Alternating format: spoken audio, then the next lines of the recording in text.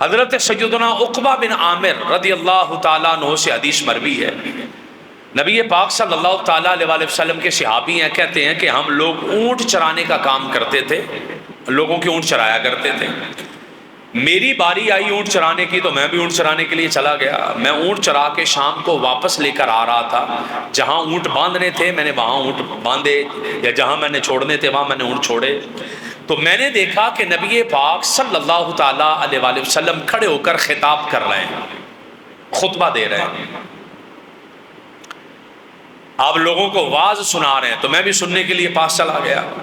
آپ صلی اللہ تعالیٰ علیہ وسلم نے ارشاد فرمایا، ما من مسلم یتودع فیحسن وضوءہ ثم یقوم فیصلی رکعتین مقبل علیہا بقلبہ ووجہہ الا وجبت لہ الجنہ۔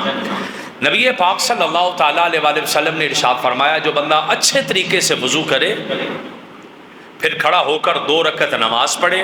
اور اپنے دل سے اور اپنے چہرے سے حاضر رہے، یعنی اس کا دل بھی نماز میں لگا رہے اور اس کا پورا جسم بھی نماز میں لگا رہے، ادھر ادھر دیکھے نہ نماز میں، اپنے دل کو بھی ادھر ادھر نہ لے کر جائے، اس کا جسم بھی خدا کی بارگاہ میں حاضری دے رہا، اس کا دل بھی خدا کی بارگاہ میں حاضری دے، اپنے چہرے سے اور اپنے دل سے نماز میں حاضر رہے، متوجہ رہے۔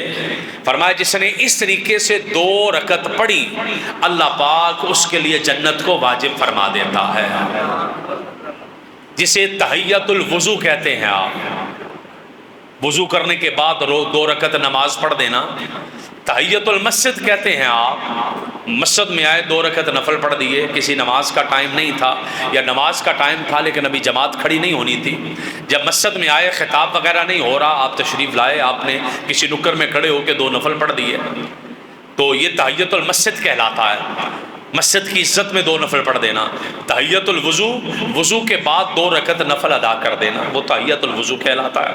تو نبی پاک صلی اللہ تعالیٰ علیہ وسلم نے ارشاد فرمایا، جس بندے نے اچھے طریقے سے وضو کیا، پھر کھڑا ہو گیا، پھر 2 رکعتیں پڑھی،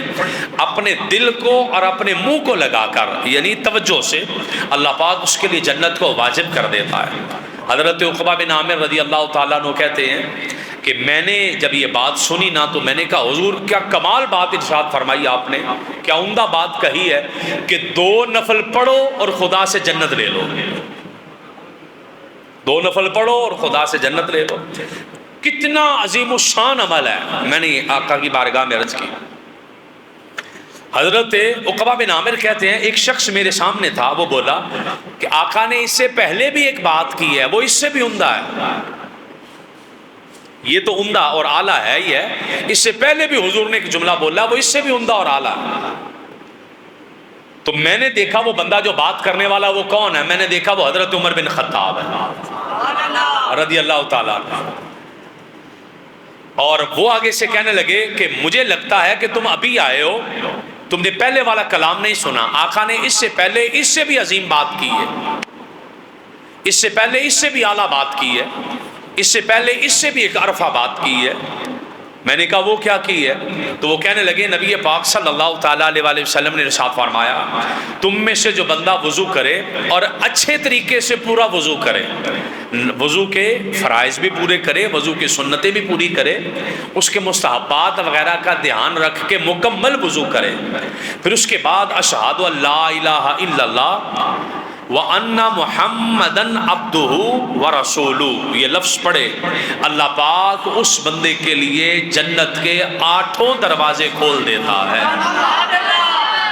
وہ جس دروازے سے جانا چاہے جنت میں داخل ہو سکتا ہے۔ اور اس حدیث پاک کو امام مسلم نے روایت کیا۔ اب اس پوری حدیث پر غور کریں کہ کتنا کام ہے، وضو کرنا ہے، وضو کے بعد آپ نے اشہد ان لا الہ الا اللہ وَأَنَّ مُحَمَّدًا عَبْدُهُ وَرَسُولُهُ یہ پڑھنا ہے جی، اور اس کے بعد 2 نفل پڑھ دینے ہیں توجہ کے ساتھ۔ یہ مکمل حدیث کا خلاصہ یہ ہے کہ وضو کر کے یہ تسبیح پڑھ کے اور 2 نفل پڑھنے والا بندہ، اس کے لیے جنت کے 8 دروازے بھی کھل جائیں گے، اور اللہ پاک ایسے بندے کے لیے جنت بھی واجب فرما دیتا ہے۔ انتہائی مختصر سا عمل ہے۔ آپ نماز پڑھنے کے لیے تشریف لائیں، آپ نے نماز جمعہ کے لیے آئے، آپ نے غسل بھی کیا، وضو بھی کیا، اب آپ نے کپڑے بھی پہنے، بالکل مکمل تیاری ہے، وضو کیا، گھر سے نکلنے لگے، مصلی بچھا کے 2 نفل پڑھ دیں گھر میں۔ آپ نے وضو کیا، بعد میں شہادت لا الہ الا اللہ وان محمدن عبدہ ورسولہ پڑھ دیں صلی اللہ تعالیٰ علیہ وآلہ وسلم۔ ایک انتہائی مختصر عمل ہے، لیکن اس عمل کا بدلہ کیا ہے؟ اس عمل کا بدلہ جنت ہے۔ ایک بہت ہی، آپ کہیں نا جی ہر بندہ کوشش کرتا ہے بھی سستے سے سستا سودا مل جائے، مال اچھا مل جائے، پیسے کم خرچ کروں، ہر بندے کی کوشش ہے۔ ہر بندہ ایسا کام کرنے کی کوشش کرے گا کہ میرا ٹائم کم لگے، مجھے آمدنی زیادہ ہو۔ کسی بندے سے کہیں یار فلانا کام چھوڑ دیا، کسی لیے کہے گا یار ٹائم بہت لگتا تھا اور آمدنی بھی اتنی نہیں تھی، وہ تھک جاتا تھا سارا دن کام کر کے، لیکن میرے خرچے بھی پورے نہیں ہوتے تھے، وہ کام اس لیے چھوڑا ہے، اس کام میں تھک بہت جاتا تھا، اس کام میں محنت بہت زیادہ تھی، مختلف قسم کی وہ چیزیں کرے گا۔ لیکن یہ حدیث کہتی ہے کہ کرنے والا تھکے گا بھی نہیں، عمل بھی مختصر ہے اور اجر بھی بے شمار ہی ہے۔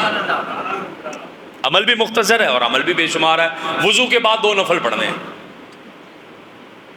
وضو کے بعد 2 نفل پڑھنے ہیں۔ حضرت سیدنا بلال حبشی رضی اللہ تعالیٰ عنہ، نبی پاک صلی اللہ تعالیٰ علیہ وآلہ وسلم نے جب معراج فرمایا تو آپ معراج سے واپس تشریف لائے۔ جب آپ واپس تشریف لائے تو نبی پاک صلی اللہ تعالیٰ علیہ وآلہ وسلم نے حضرت سیدنا بلال حبشی رضی اللہ تعالیٰ عنہ کو بلایا، بلا کر فرمایا اے بلال تم کون سا ایسا عمل کرتے ہو؟ اب اس جملے کو سنیے گا، اے بلال تم کون سا ایسا عمل کرتے ہو کہ میں نے اللہ کے عرش پر میں گیا اور میں نے معراج کی رات تیرے قدموں کی آواز جنت میں سنی تھی۔ اب یہ حدیث پاک شاستہ کی حدیث ہے، صحیح مسلم میں اور دیگر کتابوں میں۔ حضرت سیدنا بلال حبشی رضی اللہ تعالیٰ عنہ فرماتے ہیں کہ یا رسول، عرض کرتے ہیں حضور میں نے اسلام میں کوئی ایسا عمل تو نہیں کیا کہ میں کہوں کہ میں نے بہت کام کیا، حالانکہ آپ کے سارے کام ہی بہت ہیں، آپ عاجزی فرما رہے ہیں، لیکن یہ ہے کہ دن میں یا رات میں جس ٹائم پہ بھی پورا وضو کرتا ہوں تو اللہ جتنی مجھے توفیق دے دیتا ہے میں نماز پڑھ دیتا ہوں، میں نفل پڑھ دیتا ہوں، نماز پڑھ دیتا ہوں، یعنی وضو کے بعد نفل پڑھتا ہوں، وضو کے بعد نماز پڑھتا ہوں۔ اس کی برکت یہ ہے کہ اللہ پاک نے مجھ پر اتنا فضل کیا ہے کہ میرے قدموں کی آواز جنت کے اندر سنائی دی جا رہی ہے۔ یہ حضرت سیدنا بلال فرماتے ہیں۔ تو اس لیے انتہائی مختصر عمل، انتہائی مختصر عمل ہے کہ آپ جب وضو کریں تو آپ اس کے بعد 2 نفل پڑھ دیں، اسے کہتے ہیں تحیۃ الوضو۔ جب بھی آپ وضو کریں 2 نفل ادا کر دیں، اس کی فضیلت یہ ہے، اس کا اجر یہ ہے، اور اللہ پاک اس کو بے شمار پسند فرماتا ہے۔ اس کے بعد اگلی چیز ہے، حضرت ابو امامہ رضی اللہ تعالیٰ عنہ آپ روایت کرتے ہیں نبی پاک صلی اللہ تعالیٰ علیہ وآلہ وسلم نے فرمایا من خرج من بیتہ متطہرا الی صلاۃ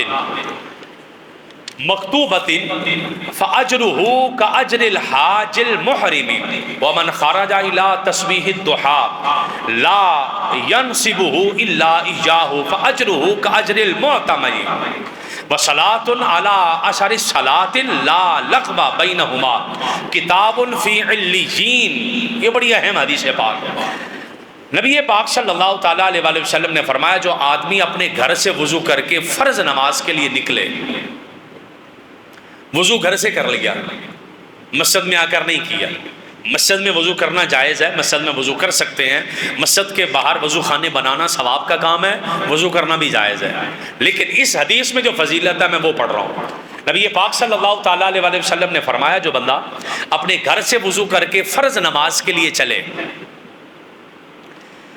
اس کے لیے ایسا اجر و ثواب لکھ دیا جاتا ہے جیسے حاجی احرام باندھ کے حج کے لیے نکلتا ہے۔